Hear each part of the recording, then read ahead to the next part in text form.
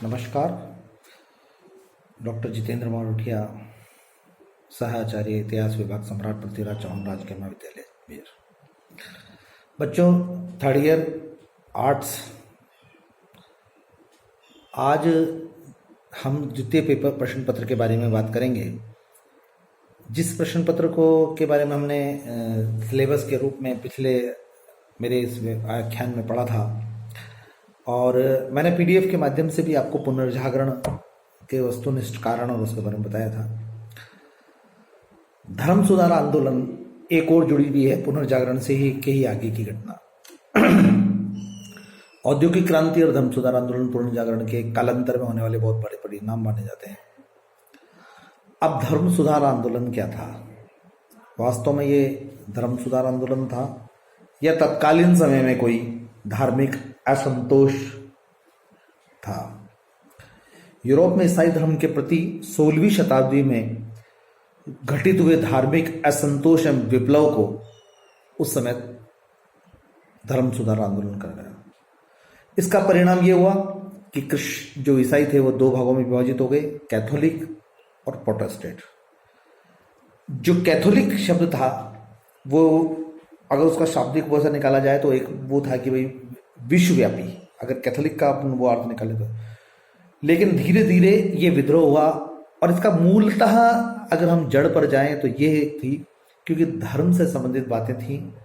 Church उपासना और पूजा के ग्रह थे, और उसका सर्वोपरि सर्वशक्तिशाली पोप था, और पोप की शक्ति में बहुत जबरदस्त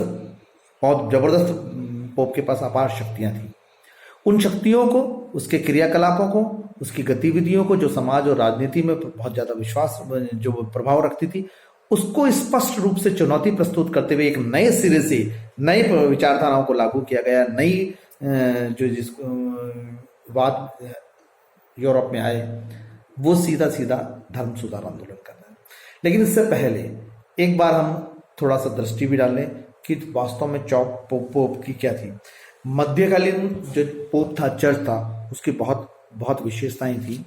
व्यापार था, आम जनताओं के बीच में उसका भगवान रूपी था। वह बाइबल की व्याख्या अपने अनुसार करता था, उसको समझाता था। रोमन कैथोलिक का जो है पोप, वहाँ का रोमन कैथोलिक का जो है बहुत सर्वोच्च अधिकारी हुआ करता था।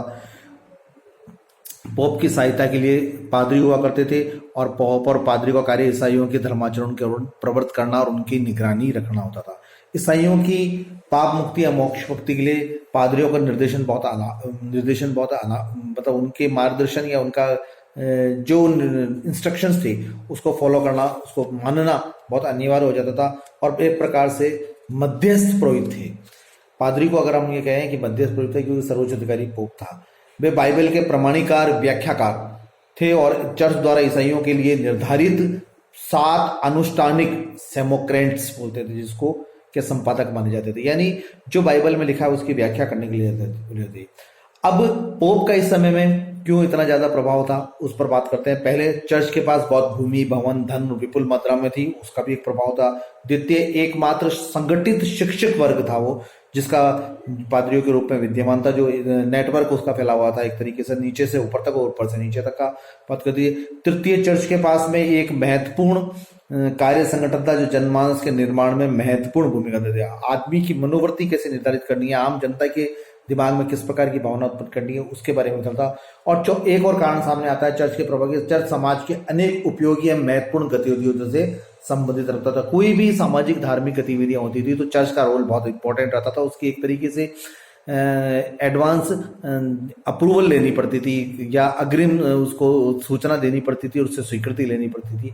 तो इस प्रकार से धीरे धीरे स्वतः ही चर्च हो गया था। लेकिन इन सबको चुनौती जो दी गई वो धर्म सुधार आंदोलन कराया। तो इसे धार्मिक असंतोष भी कहते हैं, धार्मिक विप्लव भी कह देते हैं। लेकिन कुल मिलाकर ये हुआ।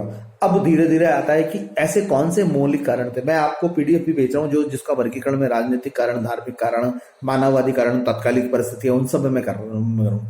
लेकिन साथ साथ हमको ये भी देखना है कि वो कारण कौन कौन से थे जिसके कारण ये राष्ट्रीय ये धर्म सुधार आंदोलन सामने दृष्टिकोण होता है। तो सबसे पहले जैसे राष्ट्रीय भावना का उदय हुआ और निरंकुश राजतंत्र को हुआ। पहले क्या होता कि पोप सारे बोलते थे, लेकिन कुछ ऐसे हुए जो हुए हुए संगठन हुए जिन्होंने राष्ट्रवाद को दी, और उस राष्ट्रवाद के चलते हुए या राष्ट्रवादी भावना के चलते हुए निरंकुश राजतंत्र स्थापित हुआ। निरंकुश राजतंत्र ने पोप की सत्ता को सीधे सीधे चुनौती दी। क्यों? क्योंकि उनको भी अपना जो है जड़ मजबूत करनी थी, चर्च की प्रभुसत्ता को हिलाकर अपना स्थायित्व प्रदान करना था। तो ये एक बहुत बड़ा कानून था, और शक्तिशाली राष्ट्रवादी राज्यों ने अनेक कानून बनाए जो पोप के साथ में उनके कॉन्फ्लिक्ट करते थे, टकराते थे, और अंततः वह राज सत्ता के हिसाब से उसको विजय प्राप्त कर देते थे। राजतंत्र और पोप के मध्य अगर माना जाए तो जो सीधे सीधे टकराव के कारण बिंदु थे, मध्यकालीन सामंती व्यवस्था का लाभ उठाते हुए पोप ने विशुद्ध राजनीतिक अधिकार प्राप्त कर लिए थे, जिसको चुनौती मिली थी। रोमन कैथोलिक चर्च के अधीन विपुल भूमि स्वामी, जो मैंने आपको बताया, संपत्ति थी और वो कर मुक्त थी। इंग्लैंड के लगभग 1/3 भूमि पर चर्च के अधिकार थी। चर्च के अपने न्यायालय में थे और अपने राज्य के न्यायालयों से उनका मतभेद निश्चित होना चाहता। कोई ना कोई विषय चर्च में भी आता था और वह राज्य के न्यायालय में भी आता था। रोमन कैथोलिक राज्यों के नागरिकों को अपनी आय का 10वां हिस्सा धार्मिक के रूप में देना पड़ता था। एक पुनर्जागरण और राजनीतिक मानववादी चेतना का भी उत्थान हुआ कि विवेकशील मनुष्य ने चर्च और पादरियों के कथनों और उनकी गतिविधियों को तोलना और परखना प्रारंभ कर दिया था। यानी बाइबल की व्याख्या जब वो अपने हिसाब से करते थे, और जो पढ़े लिखे लोग थे, बुद्धिजीवी लोग थे, वो थे।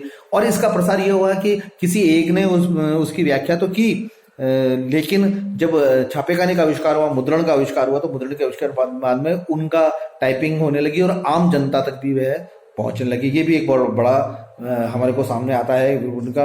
तो चर्च आध्यात्मिक गुणों और परलौकिक जीवन की तैयारी करने पर बल देता था, लेकिन वे लोग इस जीवन से धन धान्य से समृद्ध हो रहे थे, और बहुत से ऐसे लोग थे जिन्हें धन प्राप्त था, जो ये मानते थे कि अब चर्च की सत्ता हम ज्यादा नहीं मानेंगे।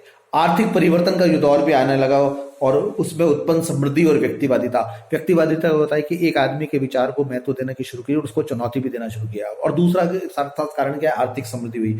लोगों में पुनर्जागरण का जो प्रभाव दृष्टिगोचर हुआ था, उसमें नव धनाढ्य वर्ग जो सामने आया, और वे स्वतंत्रता का पोषक था। वह नहीं मानता था कि किसी भी कॉन्फ्लिक्ट में वो जो है जनता में उनका एक सामंती प्रभाव है वो खराब हो, और चर्च उनको चुनौती प्रस्तुत करे और फिर चर्च विजयी भी हो। तो ये एक उनका था, और इसलिए वो पादरियों की किसी प्रकार की मध्यस्थता को भी उन्होंने स्वीकार नहीं किया और उनको सीधा निकाल दिया। कुछ ना कुछ एक आरंभ चालू हुआ और लोग वर्ग उनके साथ जुड़ने लगे। तो पुनर्जन्म काल में धार्मिक आर्थिक जो परिवर्तन हुआ, और उससे लाभान्वित जो व्यापारिक वर्ग था, उसने चर्च की शक्ति को सीधा सीधा चुनौती दिया था। एक और कारण था कि चर्च की खोखली सिद्धांतपरता, विलासिता एवं यद्यपि चर्च एक धार्मिक सुधारक या सब कुछ था, लेकिन उसके जो एक प्रकार से जीवन यात्रा थी कि पादरियों का, पोप का रहन सहन था, और आम जनता जो थी उनके में बहुत आर्थिक विषमताएं थी, और राजस्व एकत्रित होने के बाद में वो अपने निजी विलासी जीवन पर उसका उपयोग करते थे। वो भी एक बहुत बड़ा कारण था। और इस धर्म सुधार आंदोलन के ठीक पहले जो हम मानते हैं कि कई, जैसे हम एक वाइक्लिफ जो थे, उन्होंने इसकी अलग तरीके से व्याख्या की थी, फिर उनको ऑक्सफोर्ड यूनिवर्सिटी में उनको भाषण के लिए दिया था।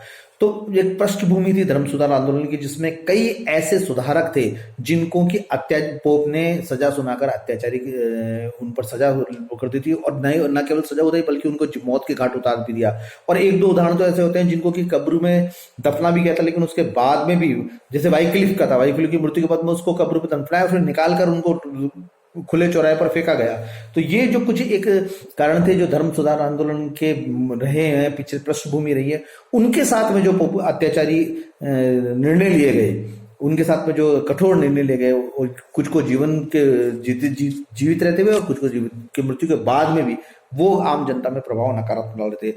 और एक तात्कालिक कारण भी धर्म सुधार आंदोलन का बहुत मुख्य कि 1503 में टेटेबल द्वारा जो अनुग्रह पत्र और क्षमा पत्रों की बिक्री ये थी कि भाई आप कितना बड़ा अपराध कर दो और क्षमा पत्र खरीद लीजिए और ये लीजिए। तो यानी अपराध की भावना तो बढ़ रही है, पर चर्च के पास पैसा भी आ रहा है, और वे मानते हैं कि जो पोप है वो ईश्वर का प्रतिनिधि है और वो ईश्वर का रूप ही है। वो किसी भी प्रकार से किसी को भी कितने बड़े उस पे जुल्म पे या किसी भी बड़े अपराध पे क्षमा कर सकता है। तो चर्च की ओर से टेटेबल द्वारा इन क्षमा पत्रों का धन इकट्ठा करने के लिए बेचा रहा था। ये एक बहुत बड़ा कर था।